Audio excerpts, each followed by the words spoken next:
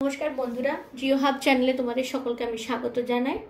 আজ আমি যে বিষয় নিয়ে আলোচনা করব সেটা হলো পশ্চিমবঙ্গকে কতগুলি ভূমিকম্প প্রবণ অঞ্চলে ভাগ করা যায়, সেই বিভাগগুলির মধ্যে পশ্চিমবঙ্গের কোন কোন জেলা পড়ে সেগুলো খুবই গুরুত্বপূর্ণ। এমনকি আমার নিজের এক্সপিরিয়েন্স থেকে বলছি, পরীক্ষায় এখান থেকে কিন্তু কোশ্চেন আসে। এখনকার দিনের যা প্যাটার্ন তাতে কিন্তু এই খুঁটিনাটি কোশ্চেনগুলো কিন্তু আসছে। তো চলো বন্ধুরা, আজ দেখে নেওয়া যাক। তো আগে যেটা জানি সেটা হলো ভূমিকম্প বলতে কি বোঝায়। দেখো, হঠাৎ করে ভূ অভ্যন্তরে সৃষ্ট কোনো কম্পনজনিত কারণে যদি ভূপৃষ্ঠের উপরি অংশ কিছুক্ষণের জন্য কেঁপে ওঠে তাকে আমরা বলি ভূমিকম্প, সেই তো। এবার পশ্চিমবঙ্গকে কতগুলি ভূমিকম্প প্রবণ অঞ্চলে কিন্তু বিভক্ত করা সম্ভব। আর এই বিভাগটা কারা করেছেন the bureau of Indian standards. Bureau of Indian standards এই শ্রেণী বিভাগটা করেছে। আমি দেখো এখানে তোমরা দেখতে পাবে 1, 2, 3 বা ইংরেজিতে 1, 2, 3, 4, 5 করে দেখানোর চেষ্টা করেছি যে অঞ্চলগুলো, সেই অঞ্চলগুলোই হচ্ছে ভূমিকম্প প্রবণ অঞ্চল। আমরা জানি পশ্চিমবঙ্গে বর্তমানে 23টি জেলা রয়েছে। এই 23টি জেলা কোন কোন ভূমিকম্প প্রবণ অঞ্চলের মধ্যে পড়ছে সেটা নিয়ে আজকে আলোচনা করব বন্ধুরা। তো দেখো, পশ্চিমবঙ্গের এই যে the bureau of Indian standards রয়েছে, তারা কি করেছেন, পশ্চিমবঙ্গের ভূমিকম্প প্রবণকে 5টি ভাগে ভাগ করেছেন। তো দেখো এখানে আমি পশ্চিমবঙ্গের একটা ম্যাপ ড্রয়িং করেছি পুরো বোর্ডে। ম্যাপটা অনেকটা বড় লম্বা, সেজন্য দেখাতে একটু অসুবিধা হচ্ছে। তো দেখো শুরু করা যাক।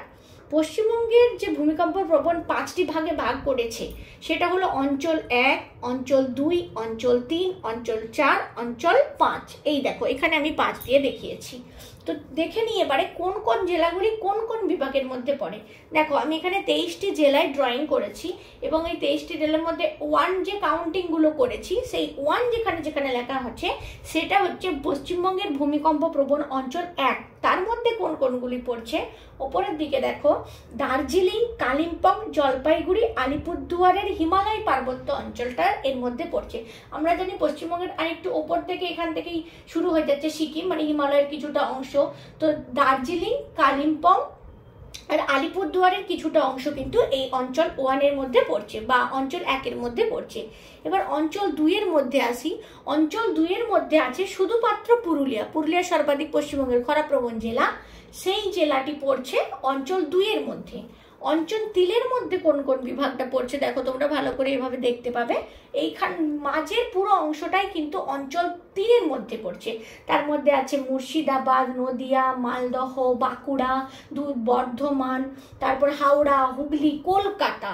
এটা কিন্তু খুবই গুরুত্বপূর্ণ। দেখো আমি রেড কালি দিয়ে নিচ্ছি, স্টার মার্কস লিখে নিতে পারো। কলকাতাটা কোন ভূমিকম্প প্রবণ জোনের মধ্যে পড়ছে এটা কিন্তু পরীক্ষায় এসেছে বন্ধুরা।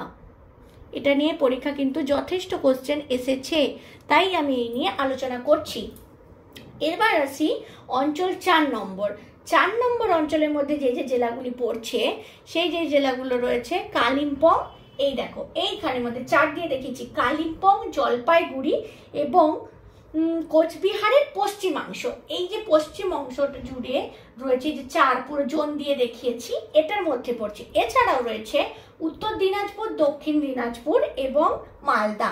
এই দেখো উত্তর দিনাজপুর, দক্ষিণ দিনাজপুর এবং মালদা কিন্তু অঞ্চল 4 এর মধ্যে পড়ছে। এইবার আসি বন্ধুরা অঞ্চল 5 এর কথা। অঞ্চল 5 এর মধ্যে যেটা পড়ছে সেটা হচ্ছে জলপাইগুড়ি এবং কোচবিহারের পূর্ব অংশটা। এই যে অঞ্চলটা জলপাইগুড়ি এবং কোচবিহারের যে পূর্ব অংশটা, সেই পূর্ব অংশটা কিন্তু পড়েছে পশ্চিমবঙ্গের অঞ্চল 5 এর মধ্যে।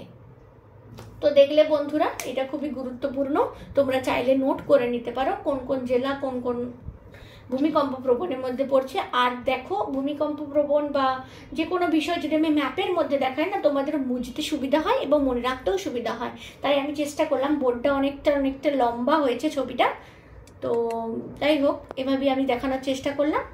ভালো থেকো বন্ধুরা, আজ এখানেই।